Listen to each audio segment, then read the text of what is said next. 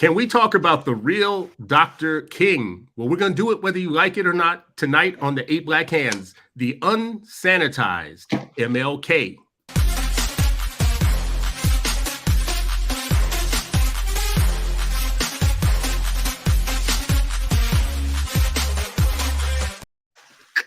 Pump it up, pump it up, pump it up. We got Philly, Minnesota, and New York in the house tonight for the Eight Black Hands. It is another year of the MLK holiday. That's what we are all going to be celebrating tomorrow. If you were alive long enough to know, in 1986, the holiday became a national federal holiday after a long fought battle with Ronald Reagan and others who did not want to make it a holiday. By the time I get to Arizona, there were some holdouts on making this an actual holiday. I want to talk about it tonight for a couple of reasons. One, because it's become a ceremony since 1986, year after year after year. We have become, I think, a little bit sanitized with the discussion of Martin Luther King Jr.'s life.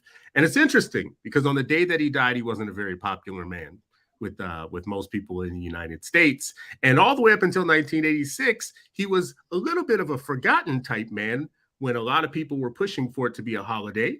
And when it became a holiday, it was begrudgingly so. People didn't want to do that on purpose. They allowed it to happen.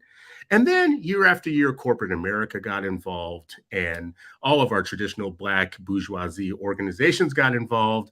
And year after year after year, the real Dr. King seems to have been flattened into a postage stamp. He's become the sanitized, clean version who never said anything other than, I have a dream that one day, black people and white people, whatever. Right? He said, don't do that. Right? And this is where I want to start, because my good brother, Sharif El-Mekki, who is literally like family to me now and a good brother, so I pay attention to things that he says. He put out a tweet this week that said, I'll trade you. Now, Sharif, correct me if I got this wrong. You said, I'll trade you I have a dream for all white people are racist. Most. It said most. Okay. Listen, I'm just trying to. You expanded it to that. So tell me, what did you mean by that? I'll trade you one I have a dream for. Yeah. What is it? The most white folks are racist. Tell me the meaning behind that. Yeah, so I just feel like the ESPN joint. Explain your tweet to the young boy. I forget his name, but yeah, this is So the idea is like every time there's leading up to the either on Martin Luther King Day, the day that is celebrated, or anytime you bring up something and you want to push back, they're like, oh, Dr. King said that he has a dream, and that everybody, that they use that to kind of pacify us in so many ways. And what I want them to do, what I was pushing for, is like expand just like we tell people to expand your vocabulary, expand your horizons, expand your understanding of Dr. King. Take it from this flattened thing and thicken your understanding, your worldview, your perspective, so you really understand what he stood for, and particularly as he sharpened his points, as he became more clear-eyed about the America that he was trying to change, and what it meant and what the position was. And so there are a lot of quotes that he had, and I wanted, I was trying to push like, hey, give us back the I have a dream so we can put it in its proper perspective. And you take and wrestle and grapple and sink your teeth in this, that most of you are racist, either consciously or unconsciously or subconsciously. It was the rest of that quote. So deal with the racism that you have, that you institutionalize, and that you protect, and stop telling us about a damn dream, because we live in a nightmare. And he said it. I mean, we keep forgetting about the fact that he called out systems and racism and militarism and capitalism and all of it, racism. And all we remember is that we have a dream. For the Ray, that's when you would have put in that joint like Mad Isms by the boy from Carol. See, that's when you use that little box you got. Y'all with your Johns. Are Johns like jumbo prawns? Are they like really big prawns, like prawns the size of a burger? Johns, jumbo prawns. Anyways, we have a guest tonight. Full of that word, bro. Daggone prawn. A jumbo prawn. Listen, I will start saying it if that's what it means. If I could go to a Golden Corral and say, can y'all give me a John? And they bring me out a plate with a jumbo prawn on it. You say that in We're good to Philly, go, ain't no Chelsea. telling what they gonna bring you out. Yeah, You know what I mean? they'll probably bring me a gun. We got a guest tonight. We should talk about our guest tonight. We have a Black educator. So this is usually unbalanced because two of y'all are formal educators who ran schools, and then there's me. You know, I'm just a dad and just a man who likes to say stuff on a microphone. So, you know, but tonight we have something that's different than the two of y'all. We have a young educator. Facts. Facts. So, brother, we have Ismael Jimenez with us today from Philly. How are you doing, brother? Doing well. Glad to be here. We wanted you, and me specifically, I wanted you here for this night because I always wondered this one question: how do we teach young people? Whenever we're talking about a topic, I'm always like, if you had to go into class next week and teach this, how would you teach it? And that's what I feel about this topic tonight. The sanitized Dr. King is a thing to me, and we got to get over it. We have breakfasts every year. We have speeches and keynotes, and I'm tired. I'm just tired. How would you revitalize that for young people? What would be the lesson plan? What can we teach young people about this? Wait, Ish, before set this up, man. Tell these people who you are, what you do in Philly, because they thinking you're just an educator or whatever, man. You like educator? Just a young Black educator? Gracious. Tell these people who you are and what you do, bro. There's no just. Yeah, no doubt. Formerly an educator, teacher in school for 12 years. In Philadelphia, we have a required African American history course, so I was blessed to teach that for my 12 years. Currently, right now, I'm a director of social studies for the school district of Philadelphia. And I also, do a little side hustle at Penn with the UTAP program, Urban Teacher Apprentices program. So just like thinking about how folks learn social studies and the best practices associated with delivering such content, especially associated with that deviates from mainstream narratives. So you better go with your bad self. I practiced that in the mirror before I got on this show. So in an environment where states are reversing what can be taught, what would a radical teacher want to teach about this topic if they wanted to break the laws? If they wanted to just go in the classroom and do the real thing, what would they teach about break the laws? Yeah. Well, first thing first is really teach the unfiltered truth about King, right? One of the first questions I always ask my students when we went over King is, how long did he live after the I Have a Dream speech? And usually you get the answers, the next day, a week, a couple days. And that was a universal answer from students. And I always pointed out, well, nah, he lived 5 years after he gave that speech. And always mouths would drop. So the first question would be like, so why do you think we don't learn about those 5 years? What happened in those 5 years, right? And that begins a process of exposing them to some of his writings, especially from his last book, Where Do We Go From Here? Chaos or Community? But it also involves his speeches, his speech at Riverside Church to Two Americas, right? Read from his own words, his own reflections about what was going on right there. And then students start to be like, oh, wait a minute. He started to talk about Poor People Campaign. He started to question the efficiency of the civil rights movement of actually bringing freedom or justice to Black folks in America. And I think that once the students read their own words, I don't need to really tell them anything else. It's a wrap.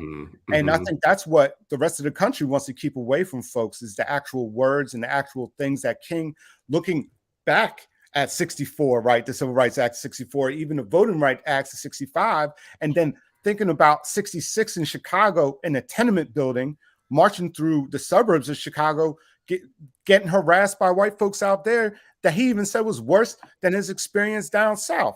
So I think that King started not up north-ish, not up north, the north, liberal man. North. Well, down north, right? Yeah. But I think at that point, up south, right? King started to recognize that like all this stuff that was achieved legally and through the courts was not enough. It was not sufficient. There's even him asking the question, like, it's all good that my son can sit next to your white daughter at the same counter, but the question then becomes, can he afford the same hamburger? And I think that's when King started to become a threat, and still his ideas are a threat to kind of the status quo that exists today. Mm. That's a deep question too that you ask about the distance between the time he gave that "I Have a Dream" speech and the time that he actually passed. When I said earlier that America stopped being in love with him, in those last 2 years is really when that amplified. Why was that? What happened in those last 2 years that just accelerated America's dislike for Dr. King?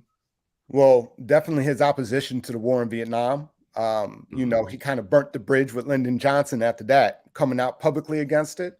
I would also say that his unwillingness to kind of sell out, to just not become a figurehead, but actually have substance between. So he's like, okay, so we got these victories in the South. Let's go to the North. Let's go out West Coast, right?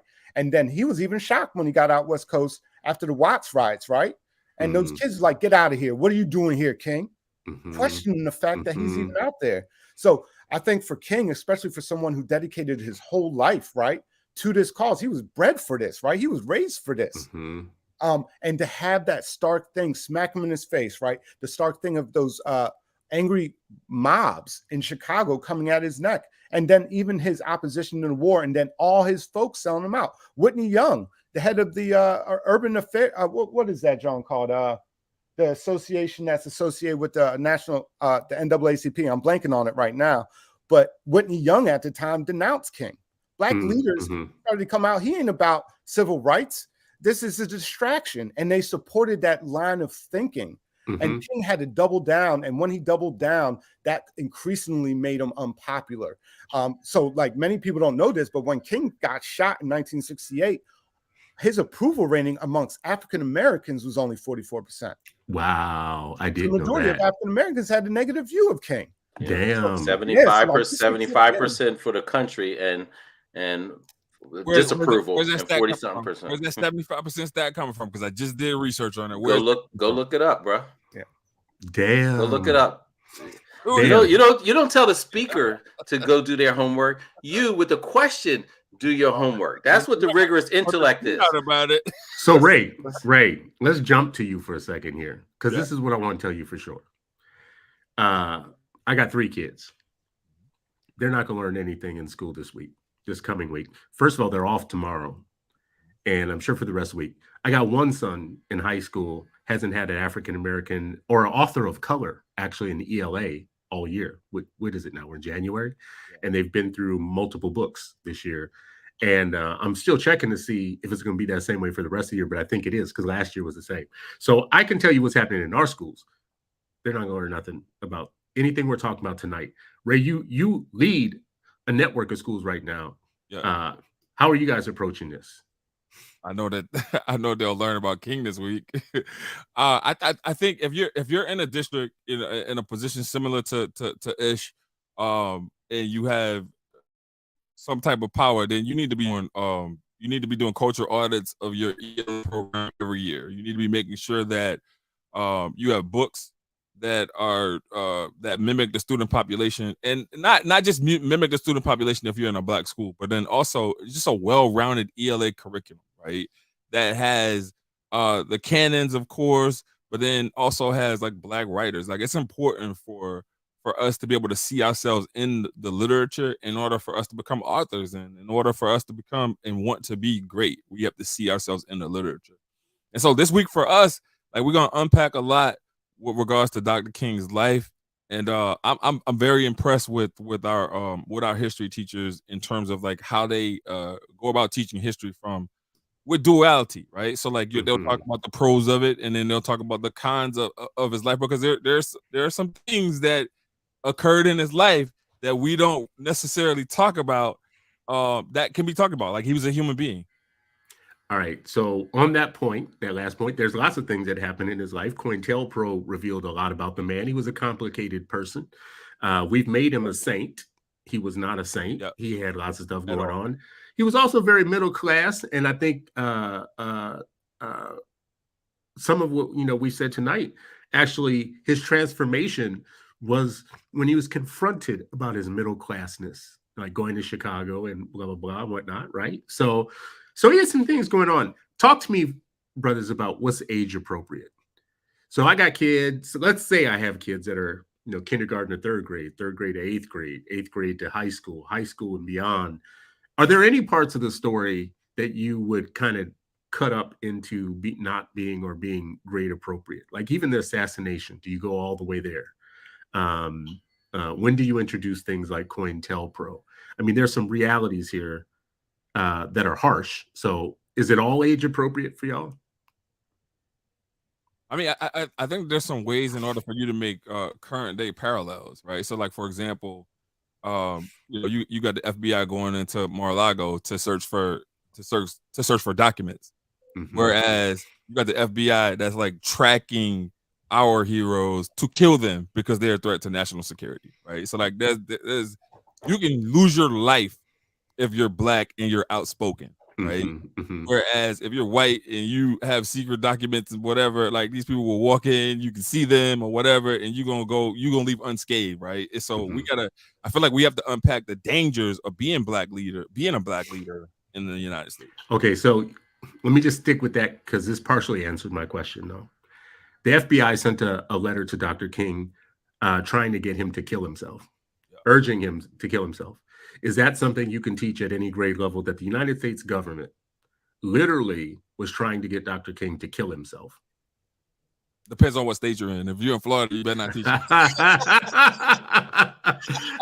Florida, that's called unemployment. Yeah, it is.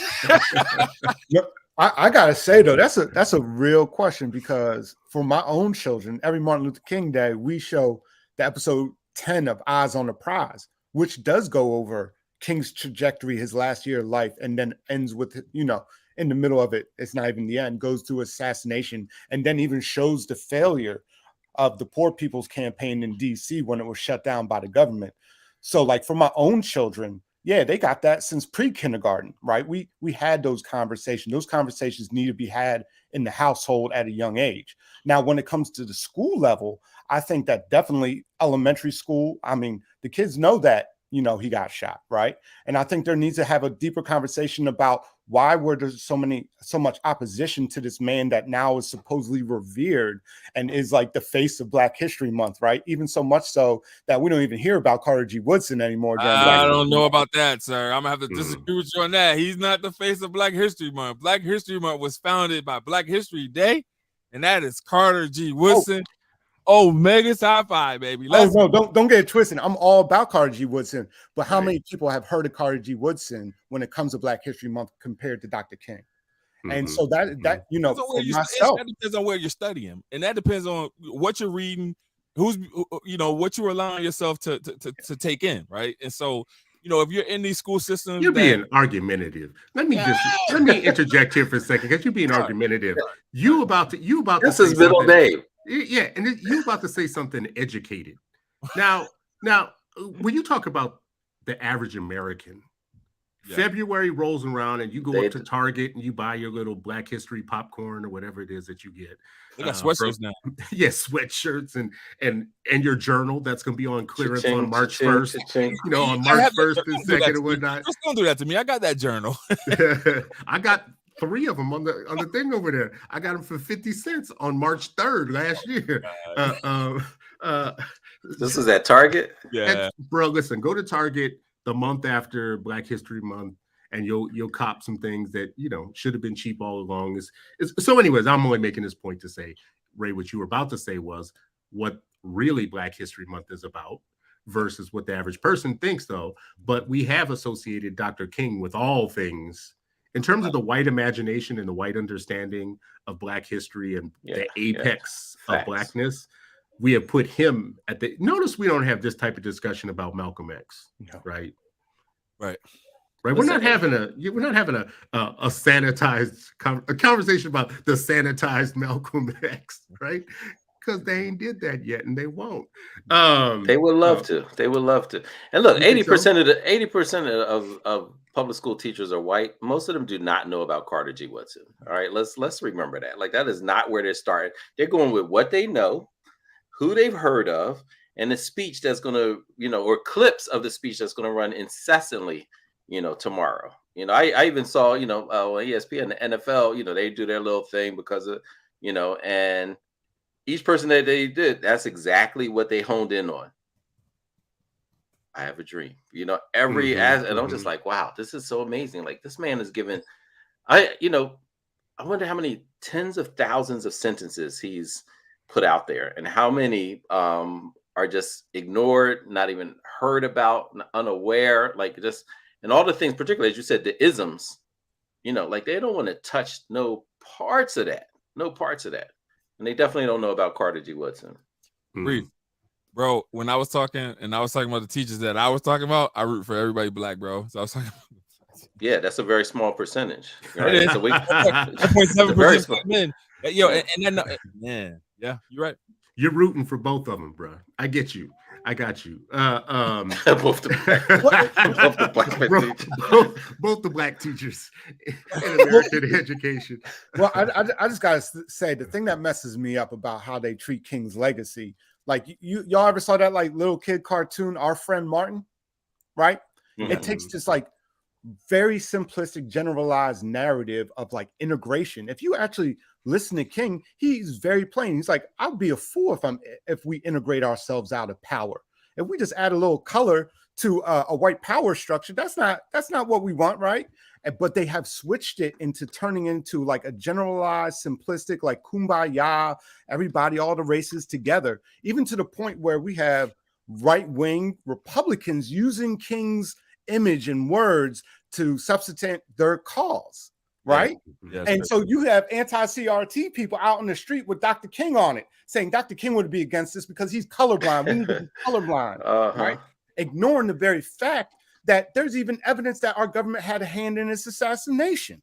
So it becomes like a Santa Claus, turning him into Santa Claus, putting him, Rosa Parks was tired, Martin Luther King had a dream, and Barack Obama became president. End of story. That's black history. That's all you need to know.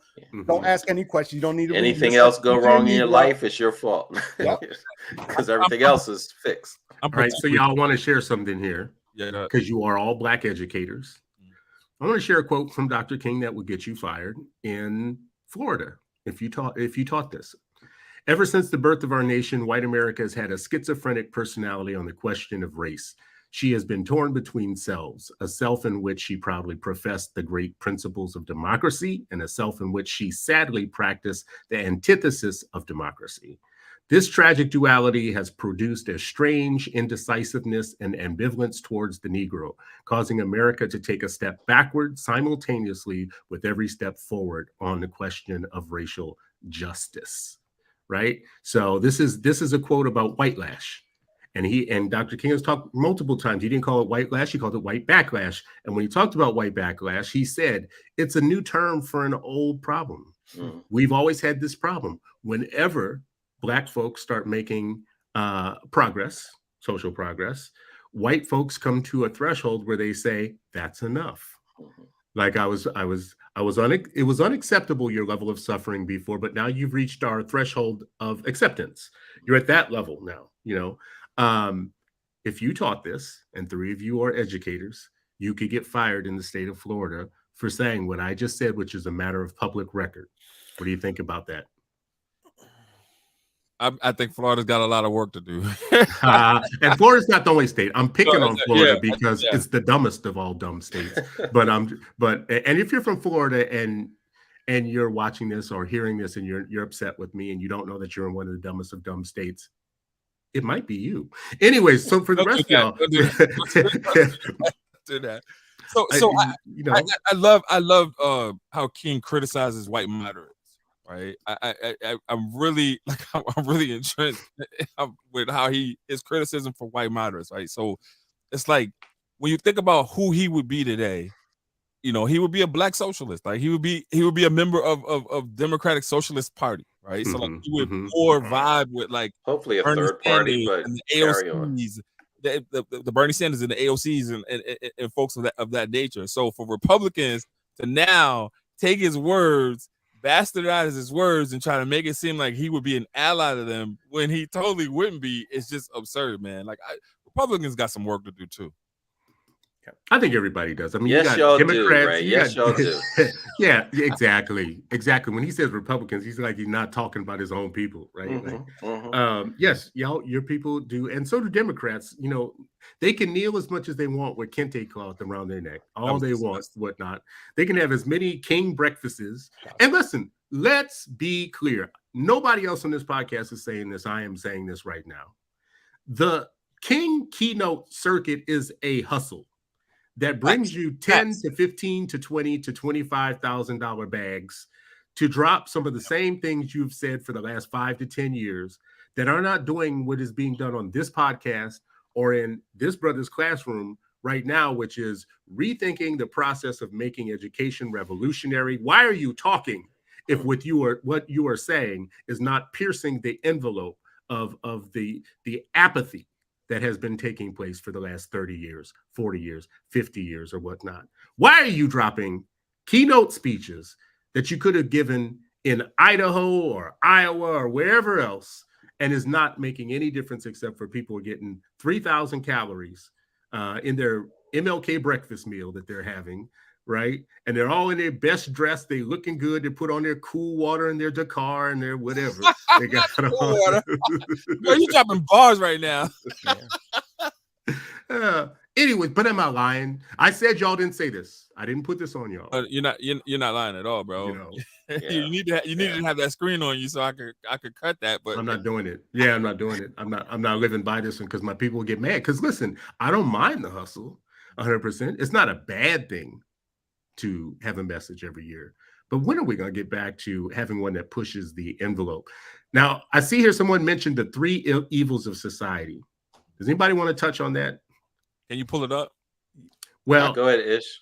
Yeah, I was going to say militarism, materialism, and racism, right? So even the materialism aspect, we don't even talk about, thousands of objects up in our closet, man. But like we even build buildings to hold the stuff that we own now. And like that really hit me the other day. And I think that it spoke to King's kind of like nuanced idea about the more, we have so much, we have an abundance. We need to change the way we operate. We need to have a revolution of values, right? We need to reconstruct the way society operates. And I think that has been lost in the sauce, right? That materialism, if anything, you just spoke to how even people who speak on King's legacy benefit from that. But then we talk about racism and then even militarism.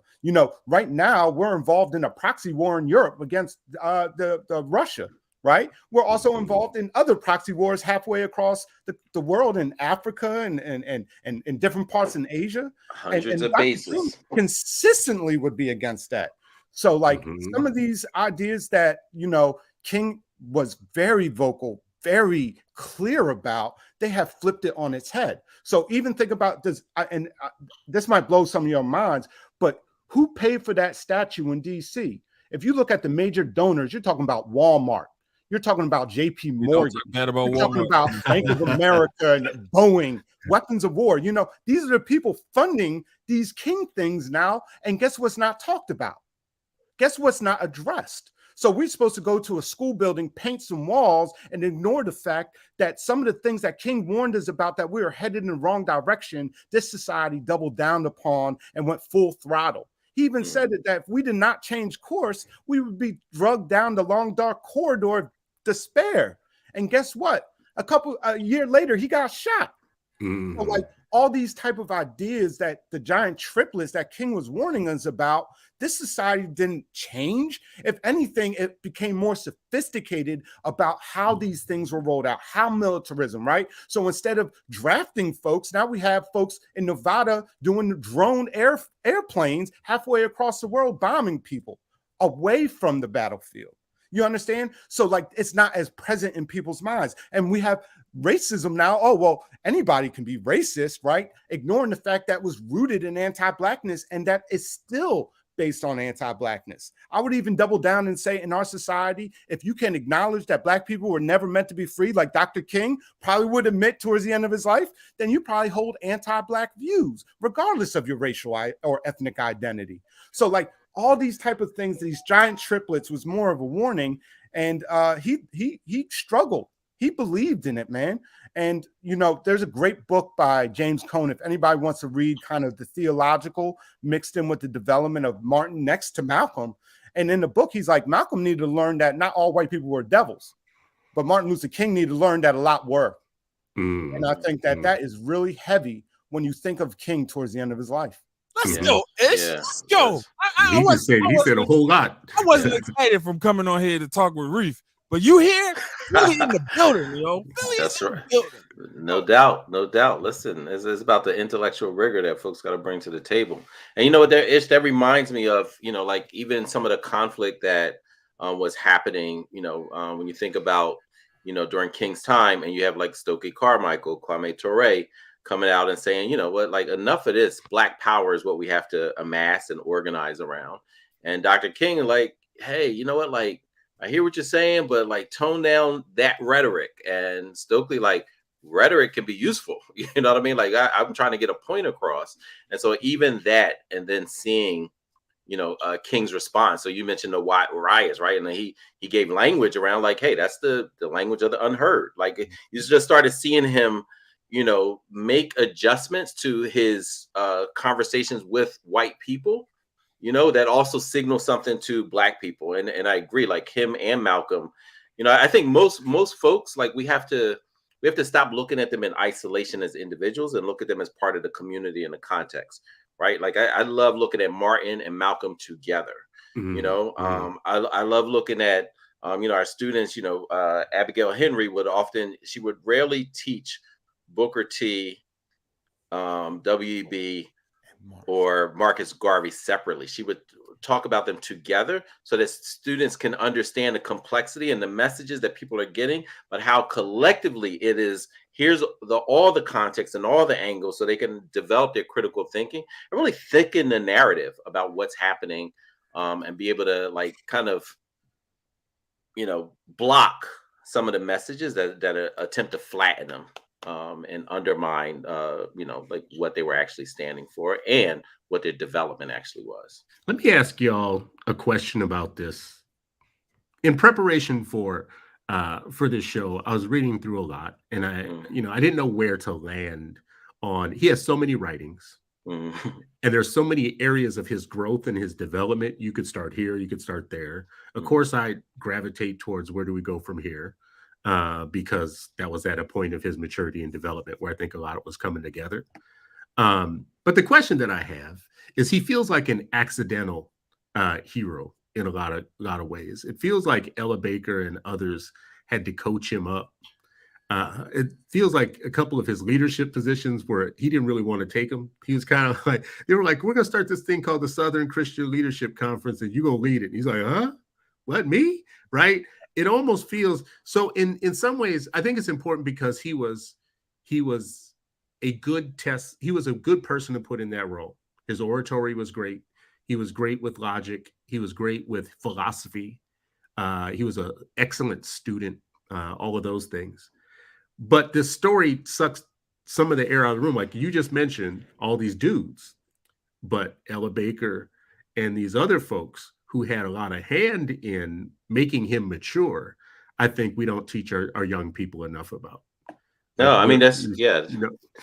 No, I agree. I think that's fantastic. And I'm speaking on that particular context, but I'm also, you know, one of the things that we would often talk about are actually King wouldn't be the King that we know without three women in particular. Yes, to the folks that you said, right? Ella Baker, absolutely.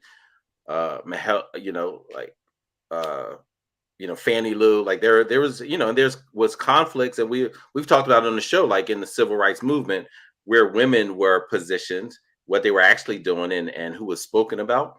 But then there are three women. Say again, you're on mute. Is he purposely on mute? Chris, I didn't hear. We didn't hear any of that. See, sometimes when God puts something on your soul to say, when God puts something on your soul to say that's so profound that the auditory microphones and everything else don't even pick it up. Yeah. Anyway, no. Maybe it was just so high. You know, we can only hear certain levels, and your sonar must have been. Yeah. I was saying, Byard had a big hand in putting women to the back. And I'm glad you mentioned what you just mentioned. You mentioned Mahalia. The I Have a Dream speech probably wouldn't even happened if Mahalia hadn't yelled out at him. Tell him the dream. Tell him about the dream, Martin. Tell him about the dream. Well, here, yes, listen. So black women, you know, and particularly, let me tell you, like the three women who I think we wouldn't know King the way we know him now if it wasn't. One is, two of them were black women teachers. So let me start off with that. So hashtag we need black teachers, but especially these the right black teachers.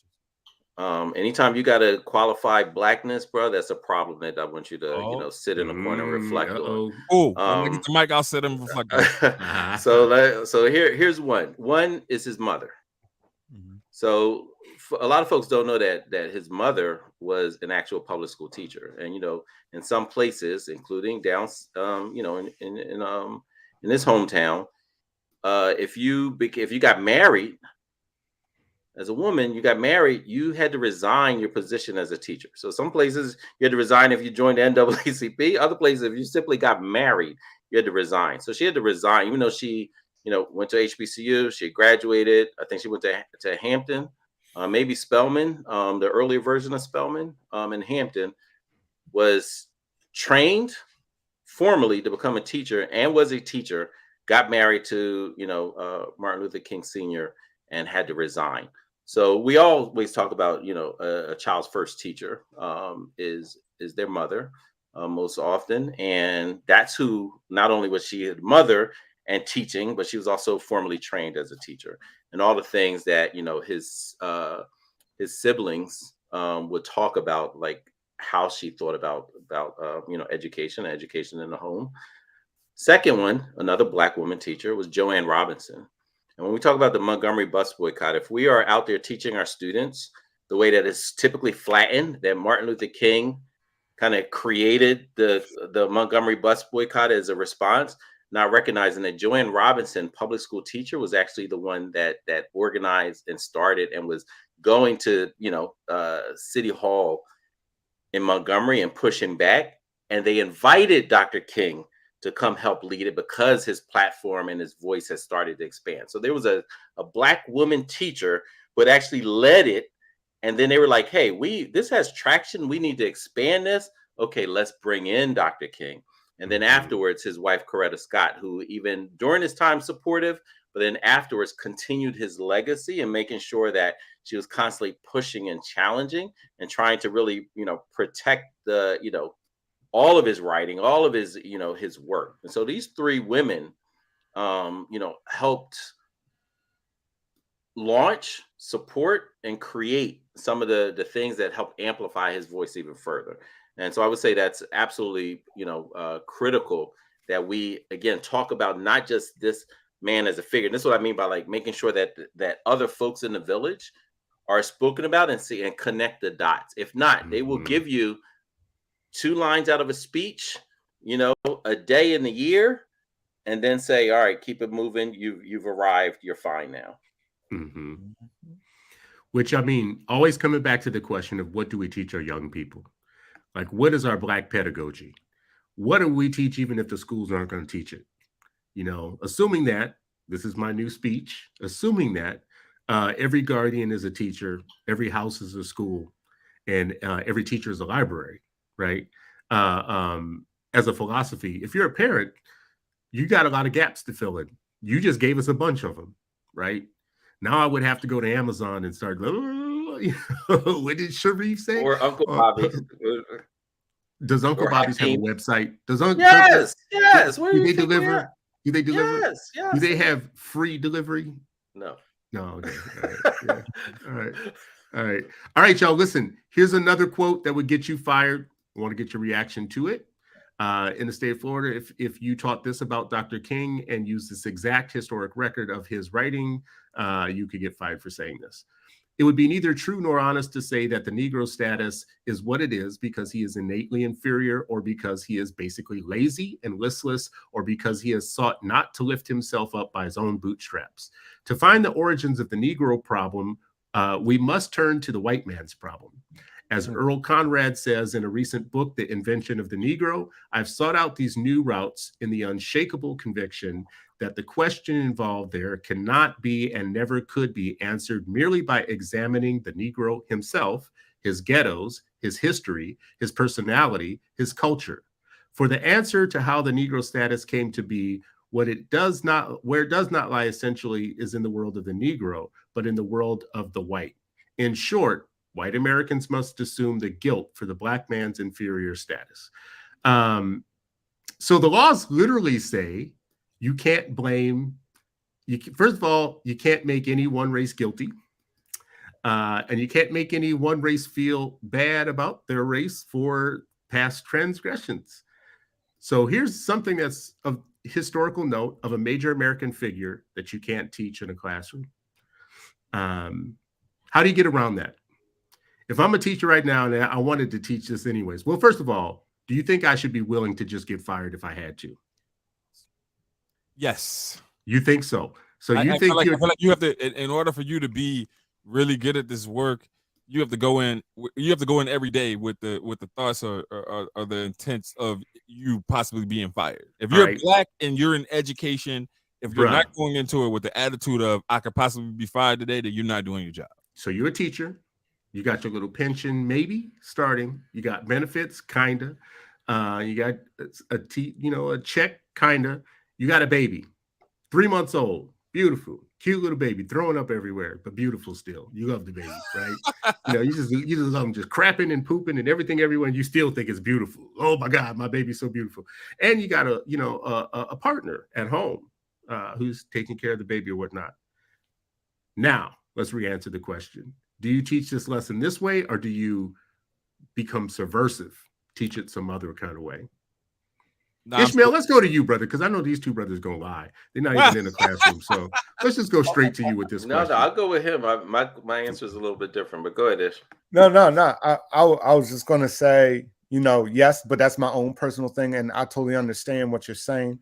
The first thing I would do is, number one, acknowledge the fact that how we're all indoctrinated with a way of thinking of a narrative already, right? And start at that base and just come to the realization that a lot of things in history are told in a way to fit into a storyline. And sometimes that storyline muddles the truth and actually prevents the work that needs to be done to even head towards this, the process to even reconcile. Because let's be honest, right? Like, it don't matter what, race you are or whatever. Like, white folks nowadays didn't own slaves. You know what I mean? We're all placed in the circumstances, right? Not on our own volition, right? We were given this world. We didn't make it, if I'm quoting Tupac. And that we have to be honest about what the history has been up until this point in the circumstances, right? And that also goes to King. So this was King's analysis, and that's how I would put it, right? This was King's analysis and part of a larger thing where he started to articulate something that went against the mainstream narrative of what America stands for, right? And there's many other examples of folks, right, that have done this. W.E.B. Du Bois had his passport revoked, right? You know what I mean? So like it becomes more of a deeper story of like, okay, now, like, I'm not here to make you feel guilty because you're white, because what your ancestors have done, right? But at the same time, you need to recognize what your ancestors have done and how that is tied to an identity that has rationalized and justified exploitation, genocide, mistreatment, right? All these type of things. And that King represented another voice, or a voice of, I would say, quote unquote, and I hate to use this term right now, the victim, right? But he represented a voice of the person who was not the dominant in that situation. And so I think the most insidious thing about not being able to teach it is your question, Chris. It puts the ball in a person's court where they don't even want to touch that with a 10-foot pole, let alone if they even know about it. Right. And this goes back to earlier. Most people don't even know about this. Like, most Americans probably think Martin King got shot like 3 days after the I Have a Dream speech. Right. They don't know that you know, he was helping sanitation workers who were striking out in Memphis, right? They don't know that on the eve of when he got shot. You know, there's no coincidence that a year after he gave the speech at Riverside Church, coming out really vociferously against the Vietnam War, a year later, he got shot, right? And I think all these type of things just need to be placed in a proper context. And that's how I would just do it. You create a foundation, recognizing like what it is now is not all good. The circumstances that have created these things have a historical record that you can go through that doesn't blame you for your own self-identity, but it recognizes the circumstances that were created by a group of folks who designated and identified themselves as white. Which is it's sad. It's hard to wrap your mind around, but at the same time, it's like, how do you expect to even have an honest conversation with one another if we can't even acknowledge the past in which we're all products of? It's just the most ridiculous thing I've ever heard of. And I think that's what we're seeing right now. They know that if they stifle this conversation, then we'll have a bunch of people thinking that America's about bunnies and freaking peace and that everybody else is against us. That feeds into the narrative that, you know, the delusion that King was pointing to. So I'm sorry, I can go on and on. No, you said a word, and I'm appreciating it. All of it. It takes the load off of me because these other two bums that we got on here. Anyways, no. Listen, bro, I just want to bring this up. This is not a profound point, but I should bring it up because you know how sometimes people trigger other things in your mind. Part of what you just said about people not knowing that, you know, he went on to do the sanitation worker strike. I don't think that people know. This is a story from 2017 that they still hadn't gotten their rights and their benefits and their money. And Memphis finally came around in 2017 to pay them what they owed them all along and what they should have been paying them for years. There was still a brother on the trucks every morning who had been there on the trucks in 68. He had worked all those years. And there had been other old dudes his age that actually really couldn't retire because they didn't have the benefits that they needed and the money. And the city finally got somehow put on the hook for doing it. And I don't know all the back of this story, but I do remember visiting Memphis and someone telling me that this was going on. And I was like, you mean the thing that got King killed? They didn't even resolve it after he got killed, even though we pushed all kinds of other stuff through, like the civil rights movement and all of that stuff. The thing, he would be very disappointed, period, in my mind, if he came back. First of all, if Dr. King came back today, because we like to play this exercise sometimes, what would he think about today? I think he would be, first of all, he'd be mad at everybody on all sides of the fence, black, white, whatever. The thing you said, Ishmael, earlier about the three, what are they? The three sins or the three triplets. Yeah. Yeah. All of those things, we are not just, we went to sleep on them, we're actually participating in some of them now. Like we have been put to sleep on materialism and on militarism, like the stuff around wars and whatnot. I don't even see it in our feeds, like the stuff around war.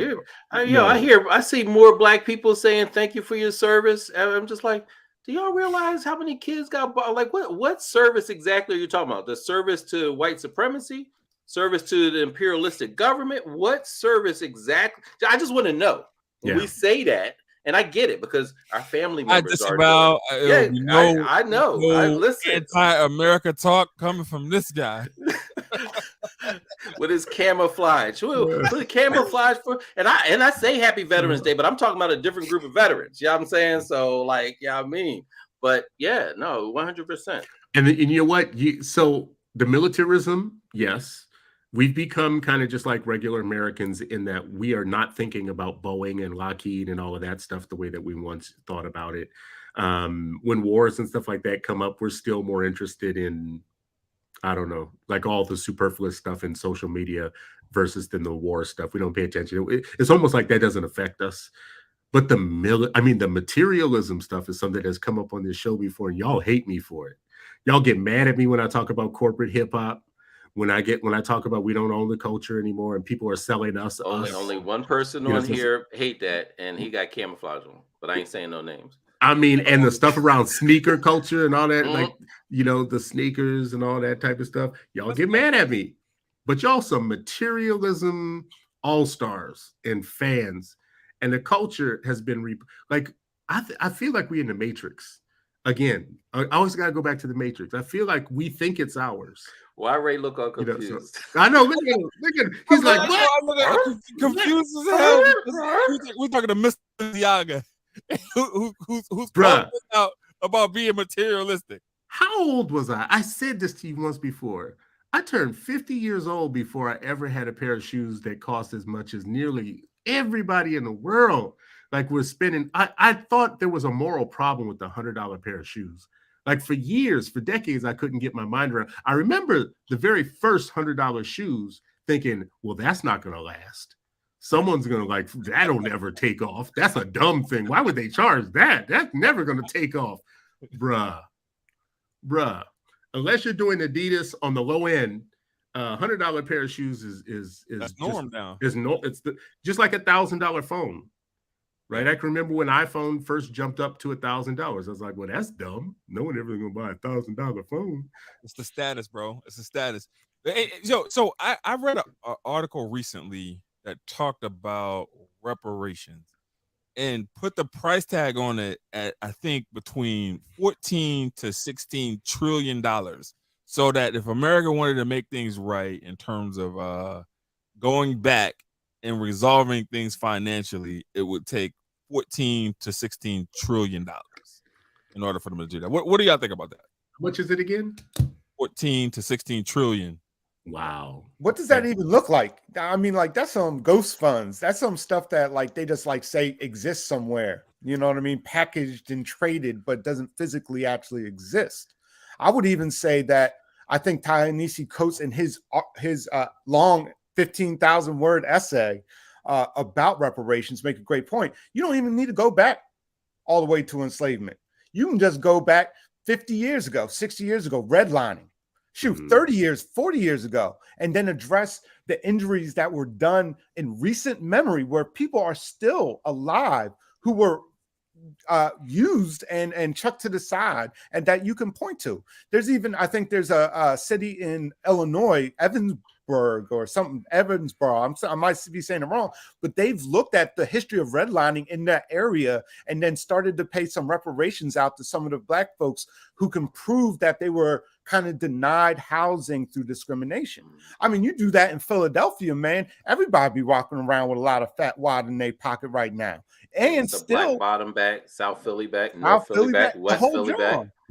So like you don't even need to go all that back because 14 trillion, 16 trillion dollars, man. I don't even think these people, I think they owe that much money, let alone can, give it to folks. And I think that, Chris Hedges, author, also makes a good point that if it was really truly about that, the best facilities, the best institutions, the pillar of what it means to be based on their mythology would be in the middle of where Black folks is right now. And that we know for sure that is not the intent, that even if they did give some form of reparations, they would flip it on its head and use it against us in some type of way. Taxes or something like that. So not taxes. you know what I mean? Taking about 40%. You see everything you said got no reaction from the Republican until you said something about taxes. Then that evoked a response. You saw that, right? You saw that. Everybody in the audience, you see how this joker is. I mean, that caught his attention, didn't it? Oh yeah, it caught my attention. Listen, let me tell you something. He was asleep until he said, he was like, what? Yeah, I paid. Listen, yo, I paid a teacher's salary in taxes this year, which means you made enough to pay that. I'm not okay with that though. You made enough to pay it. I'm about to call it a blessing. I'm about to go through some adoptions and do something. Call it a blessing. To this point, Dr. King did say more than once. First of all, I think it's in the "I Have a Dream" speech that people tend to forget about. He talked about a check that was bouncing. I forgot who it was, H. Brown or somebody has this, stick it up. We're here for our money type of thing or whatnot. King had a version of that in his speech. He said we've been issued a check, and every time we try to cash it, it says insufficient funds. He talks about in other places in his writing, he talks about Lyndon Johnson talking about he was going to remake the ghettos to look like these great wonders of civilization with this big federal plan. And Dr. King's response was, we've heard these type of things before, but usually they are backed with insufficient funds. So we can't be jumping up and down for joy. He basically just said outright, show us the money on anything that you want to do to correct your sins and your errors. Again, unsanitized Dr. King. He didn't just say, let's judge each other by the content of our character. Let's just stop being racist today and move forward and never go back and think about the systems that had been put into place. Never go back and think about what it meant to give away land and to give a land grab and to exclude whole populations, including Black people, out of that, exclude people out of the GI bills, include people out of Social Security in the beginning, right? He never said, let's not go back and look at systems, right? And a matter of fact, the reason that there's so much hatred for CRT and all of these things now is because they are looking for systemic answers to systemic problems. It is not about individual racism and individual prejudice. They want their money, and they want, and by them, I mean the people who are investigating the systems using this tool we call CRT. They want to come up, they want to calculate the numerical problem, the data, the problem, the numbers, and then they want recomps for that. And that's why it's being outlawed. And that's why he would be an outlaw. It's probably why he's dead. It is probably why he is no longer with us. And everybody like him who had a similar idea is no longer with us either. Isn't that interesting? Yeah, King was an outlaw. You got that right. He wasn't a happy-go-lucky dude. I think about King in '68, and he was the most peaceful. He was the most accommodating in the sense of like recognizing that patience and time, and then he gets shot, right? Mm-hmm. And I don't think it's a coincidence there hasn't been anything ever since, right? And when I say anything, I'm talking about a purposeful clamp down of anything that anybody that can rise to such prominence. 1968. Though not that far ago, like you can't even list anybody, maybe Jesse Jackson, right? And let's not forget that there was I read recently that Jesse Jackson like put blood on a shirt after King got shot to make it seem like he was there the whole time. Don't do that to my frat brother, bro. I'm just saying, I read that too. Like, when we talk about these things, man, like these people who care more about their image and their substance, like this image and making money more than the substance. And King was the best of us, right? He embodied that, and they shot him down. And so, like, we're supposed to turn to our children now and be like, oh, well, if you work hard, follow the rules, you can like live in this McMansion somewhere in the suburbs and everything will be all good. And this is the message, right? And if you don't get that, well, something's wrong with you, something wrong with your folks, something wrong with your culture, right? And this is the most toxic thing that kids even feel. And even just this far off distance, like civil rights thing, like, making it seem like King and them weren't real people, that they wore suits all the time. You know what I mean? Dr. Ashley Woodson wrote this great ethnographic study about high schoolers' perceptions of what it means to fight for civil rights. And they said that all the studies showed was that the kids thought, well, I can't do that because I'm not going to wear a suit. I don't want to get shot. Keep that. I don't want, that's real. That is real. And then we just have this whitewashed, sanitized version of King running around now, where we don't even hear. All right, Ish. I'm sorry, man. No. I'm going to challenge you, because this is so you've been on the show long enough now. We could treat you like a brother. We could challenge you on things. So let me challenge you on this one piece, because you just said a lot. I think about one part of him. Another part of him was his discipline. He had mental and intellectual discipline about the work that he did. When it came to doing direct actions, he knew why he was doing a direct action. He had this whole system of, you purify yourself first. You make sure that you're not doing it for ego. You make sure that you're right and you're just and you're moral. So he had this process, and we don't teach his process. We teach his outcome. He organized the bus boycott. Well, first of all, he didn't do that by himself, but as a strategist or whatnot, are we doing enough to hold ourselves accountable for actually the discipline that he had? We need the discipline too, don't we? I mean, like we have people running around talking about professionalism is racist. Being on time is being white. on time is for like, white people. How you gonna show up at the boycott, but you gonna be late? Like I'm just trying to understand how this all comes together.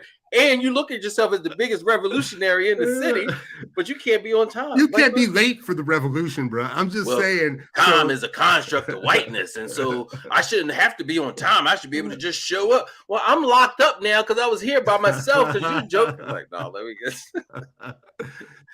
Yo, man, the theoretical revolutionary is dangerous to the movement. I'm gonna tell you that right now. Totally, and my only point in saying that was, and the self-care. Right. It feels like we're getting half the story, but we're not getting the other half of the story, right? Which is there's this holding the system accountable, but there's also what we need to do in terms of if we truly want to model that man, we got a lot of work to do. Because he didn't just show up and give speeches. He didn't just that dude was deep. That dude, like everything that I read over the last couple of days, I kind of had read before, but I didn't know how deep it went. And I fell down a rabbit hole of his sources. Like his sources, going back to ancient times. This dude was deep. And he had some discipline. Morehouse at 15, bro. I mean, and what, a PhD at 26, 25, 26? You know, this was a prodigy in some way. We don't treat him like that. We treat him like the reverend, the pastor who showed up and just gave these kind of barn burner moral speeches or whatnot. This dude was deep, and he had some discipline about his work, even about his ideas about direct action. And how you put pressure on the system had some deep kind of thinking and discipline beneath it, right? Anyways, we are coming up to time. What do you guys want to say? We'll do a round of final thoughts of what you want to say about the unsanitized MLK, what we should be teaching our young people, or what you want to leave the audiences with, or any resources that you want to give. Let's do that. We'll start with you. We're going to leave it for our guest to be last. So we will start with you, Raymond. All right. Thank you for that, sir. And thank you guys for an engaging conversation. I'm always grateful on a Sunday night to give you guys my time for free. So spoken like a true capitalistic Republican. Jesus. Listen, so I'm yielding my final thought is going to go out to Keenan Anderson. This is a teacher from Digital Promise Academy in DC that was murdered in LA recently. His brother had gotten into a car accident, got out and had asked LAPD for help. Ended up getting tased 6 times and going into cardiac arrest. Currently, again, we have 1.7% Black male teachers that are a part of this fraternity nationwide. And so for us to continue to lose and be hunted by these cops is something that I can't live with particularly. And I wanted to make sure that we're saying his name. The media is not going to do it. You know how these news cycles work. You may hear about him a couple more times, but then after 3-4 days or whatever, if we're not shouting his name, then nobody else will be. So that's my energy. And we should say Michelle Ashton, who we know, that was one of her schools. And she wrote something on LinkedIn, if you want to go check it out, saying that this is the 3rd loss that her school community has had. And this is also the 3rd, we're 12 days in. This is also the 3rd killing by LAPD, 12 days into the new year. So, Chris, can you put that in the chat? I didn't see her LinkedIn. I'll look for it to drop it into the chat. But Sharif, we'll go to you, brother. Yeah. So much. Again, Ish, thank you for representing so well and being just the deep thinker and educator, right? Like it's not just thinking in a box or in a corner, but using the intellectual rigor necessary to advance conversations and educate staff and children, right? Because we're all on this learning journey.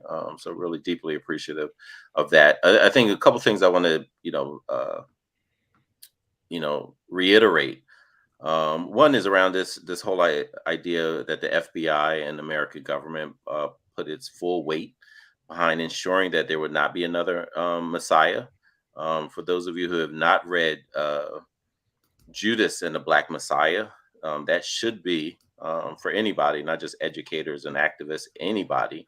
That should be part of your not just library to sit there and look nice, but to actually read and get a better understanding of the government that you might sleep on, or choose to sleep on, tend to sleep on, be lulled to sleep about. That should be part of your part of your reading. Also, just people should read his speech, "Remaining Awake through a Revolution." Chris hates when I talk about stay woke, but it's from Dr. King saying, Dr. King, he graduated when he was 15. I only graduated when I was 16, so my grammar is worse than his. You know what I mean? But remaining awake has become stay woke, but you gotta stay woke. And one of the things, the reason why I like that speech in particular, there's a line in there that speaks specifically about not falling for dangerous optimism. And I think that's what that's how they lull you to sleep. They give you, you start being seduced by this dangerous optimism that's so off base, optimistic just for optimism. When P said, "Don't worry, be happy. If you hear me say it, slap me right here." That they're talking about that dangerous optimism where you're like, "Don't worry about anything. Everything's good. It's all right." Like that level of optimism that's not grounded. I'm not talking about the optimism like hope, because hope still means that you're striving and working for it. If it's a pure hope, not falling for a dangerous optimism that lulls you to sleep and where you're not remaining awake in a great revolution. And part of that means it's not a revolution going over there. You have a responsibility to be a part of it. And that's the only way that you stay awake, is if you're a part of something and moving it forward. Amir, I'll put it in a thing. Amir Suleiman has a great line in one of his speeches about staying awake, and what does it mean? So again, thank you all for this conversation. And lastly, Bree Newsom said on Martin Luther King's day, we shouldn't be doing service and painting walls. We should actually be in the street protesting, because everything that he was fighting for, we still should be fighting for it. So if we wanted to honor him, that's what we would be doing, not painting a wall. So for my final word, I'll just say this. This has been a very, I think, timely conversation, because every year this is going to come up over and over again, and we're going to get into the routine that is actually not good for us, which is to get superfluous, to get facile about our understanding about Dr. King and his life. What I would tell people right now is, you've heard me say it before, everybody could be a philanthropist. So buy some books, buy Dr. King's set. Give it to families, give it to friends, cousins, aunts, uncles. If you are that aunt, that uncle, or whatnot, make sure that every household has a library. Make sure that every kid has the intellectual kind of opportunities that they're not going to get in schools. Because I can guarantee you that schools aren't going to be the only place that the full Black canon can be taught. The full Black canon actually needs to be taught. And it's housed in libraries, but libraries aren't always accessible to people. So I would say it's a very good gift to give, and it's a great investment to make for folks. I'm just talking about something practical that can be done. I've said often, the revolution will be literate. Everybody on this podcast tonight should be writing something tomorrow. We should be sharing letters. I heard so much dope context tonight, so many dope resources and references, that I just want people always to share that, because I know what I do when people share it. I collect it. I go fall down a rabbit hole, and I feel better for it. I feel like I've learned something. We talk a lot about pedagogy. Sharif knows I like to talk about andragogy, right? Pedagogy is about children. Andragogy is about adults. And what do I still have to learn? I learned some stuff tonight that I'm going to follow up on.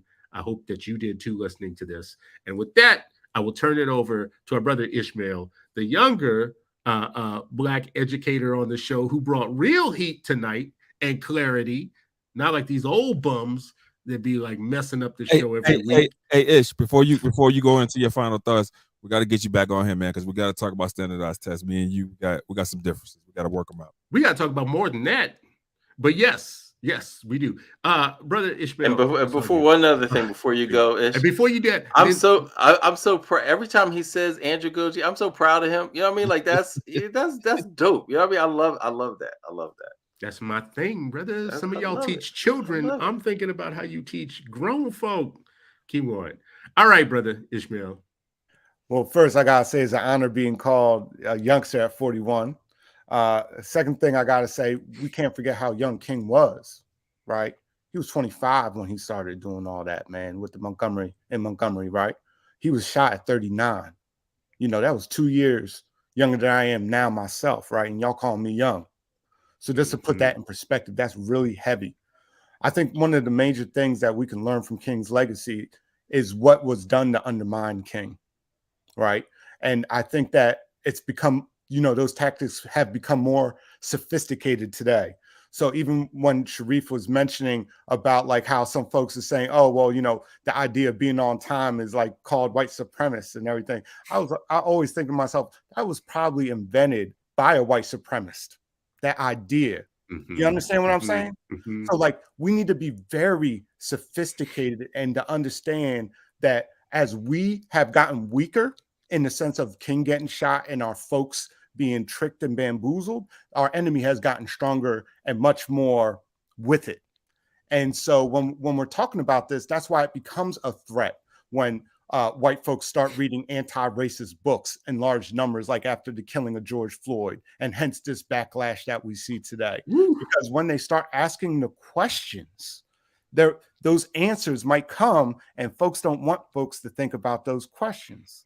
It's not really what the answer is. It's really like thinking about, well, why is it this was left out? Why? And that's how we should approach it with our students. That's how we should approach it with our neighbors, right? So we shouldn't allow somebody to just use King's name and image to paint a wall, right? Without checking them. We need to stop being afraid of what our opinions are, right? He even criticized people who held those ideas, what he said, under a bushel, afraid to be called out and be called different, right? And so the world has not gotten better. Almost every indicator of Black life has actually gotten worse since King got shot. And so when we see about that reality, yeah, you can point to the anomalies. There's an Oprah and there's an Obama, but I think that goes to what Sharif was also talking about, that pathological optimism to make you think that it's all good or it's headed in the right direction, that the arc will head towards that way. But read what he said right after that. He says, without us pushing it, it just doesn't happen. And I think that's the main legacy and the main thing that students need to take away from it. Like, yo, these folks ain't all good. This society ain't all good. King tried to rectify it and labored, and he got shot for that. And he was peaceful. So what we're going to do with that now in this situation? Are we just going to beg, get down and be like, hey, I got what I need. I'm good. And unfortunately, too many of our folks are in that position. So you said a word. Thank you for joining us tonight, brother. Appreciate it. Yeah, my pleasure, man. I appreciate y'all. Yeah. To the friends and family who came and spent this hour with us again on a Sunday night, first of all, blessings to you and your family. Blessings to you for tomorrow, whether it's a day of rest, a day of reflection, a day of learning, whatever you do with the day of service. Tomorrow, a day of service. Thank you, brother. Appreciate it. We appreciate you as always. Please share the show. If you got any value out of it, please share it. Go to Anchor and look for our podcast and give it a rating. That would be very helpful to us. And send us any show ideas, any things that you think we didn't cover. Give us some feedback. We appreciate it as always. Feedback is a gift. We see you next week at the same bat time on the same bat station. This has been another episode of the 8 Black Hands, and we appreciate y'all.